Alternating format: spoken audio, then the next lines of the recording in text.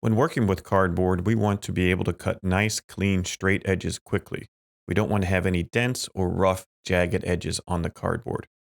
We can use scissors, and this works for short pieces, but generally will dent the cardboard when we cut long pieces like I'm doing here. This is not a desired outcome. Although scissors are usually always around and can cut curves and small pieces fine, generally we want to avoid them if we have other options, except for small trimming actions like this.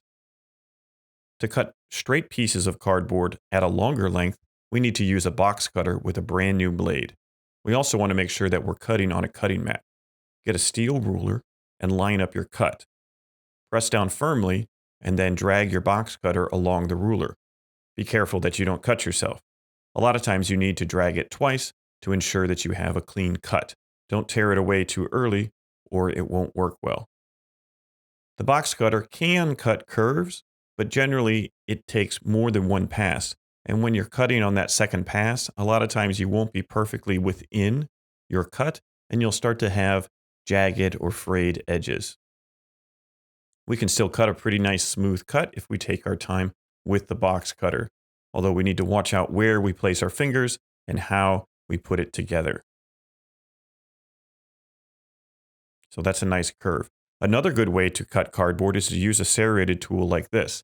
A serrated tool is much less dangerous because it won't as easily cut your fingers when you are touching it, unlike a box cutter that is very dangerous and you want to keep closed at all times. With a serrated tool, we can move back and forth and go through the cardboard relatively easily.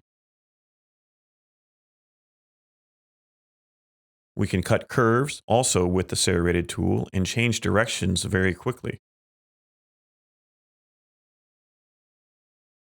It won't be as clean of a cut as the utility knife, but it is very safe.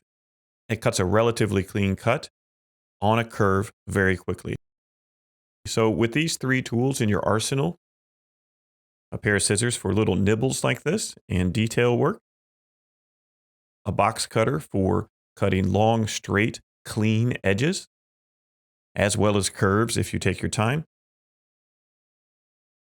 and a serrated tool for cutting curves and generally being safe. We don't have to worry about the serrated tool being left on the ground. You can just use a serrated steak knife, but these are nice because they're serrated on both sides. With these techniques, hopefully you can cut very straight cardboard.